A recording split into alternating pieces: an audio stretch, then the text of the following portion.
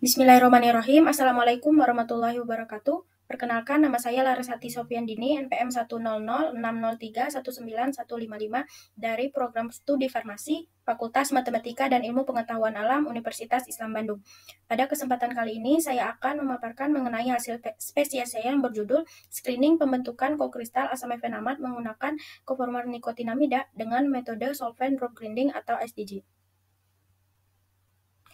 Menurut Husni 2017, pengembangan formulasi dan sistem penghantaran obat lebih dari 40% senyawa obat baru itu tergolong dalam BCS kelas 2. Untuk BCS kelas 2 itu sendiri merupakan senyawa yang memiliki kelarutan rendah dalam air namun permeabilitas melewati membrannya yang tinggi.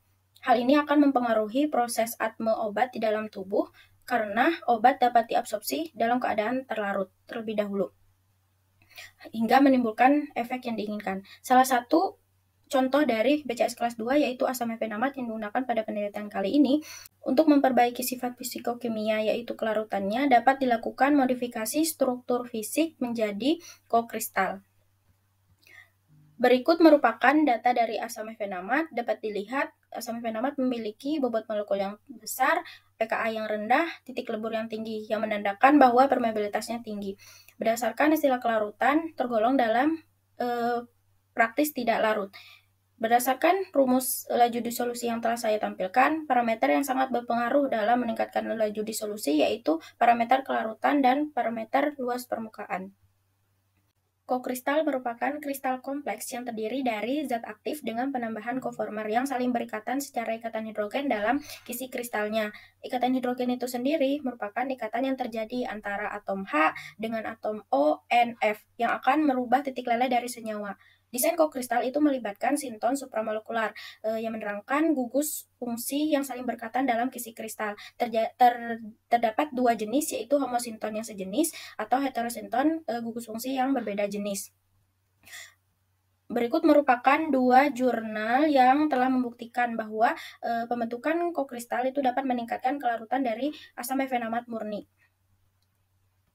Untuk coformer sendiri merupakan agen kokristalisasi yang dapat meningkatkan kelarutan zat aktif yang terikat dalam kisi kristal. Untuk coformer yang digunakan yaitu nikotinamida yang memiliki kelarutan yang mudah larut dalam air, kemudian titik lelehnya rendah, dan memiliki keelektronegatifan yang tinggi.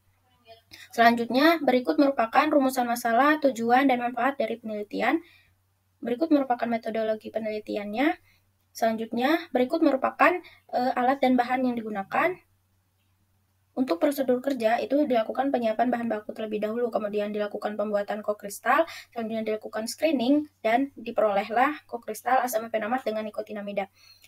Untuk hasil dan pembahasan, dalam pembuatan kokristal asam efenamat dapat dilihat berikut merupakan rasio perbandingan molar yang digunakan.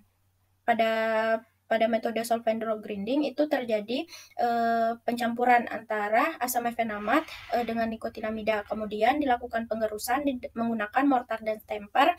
Selanjutnya dilakukan penetesan etanol PA untuk meningkatkan laju pembentukan kokristal. Untuk kelebihan dari metode solvent drop grinding itu kokristal yang terbentuk dengan cepat, kemudian penambahan pelarutnya hanya sedikit sehingga lebih hemat dan lebih ramah lingkungan, dan adanya pengecilan ukuran karena ada proses penggerusan.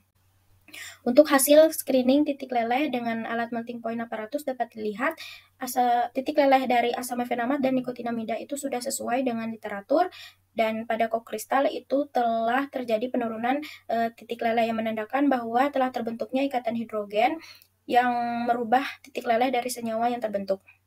Untuk pembentukan kokristal yang paling optimum yaitu kokristal dengan metode solvent drop grinding dengan rasio 1:2.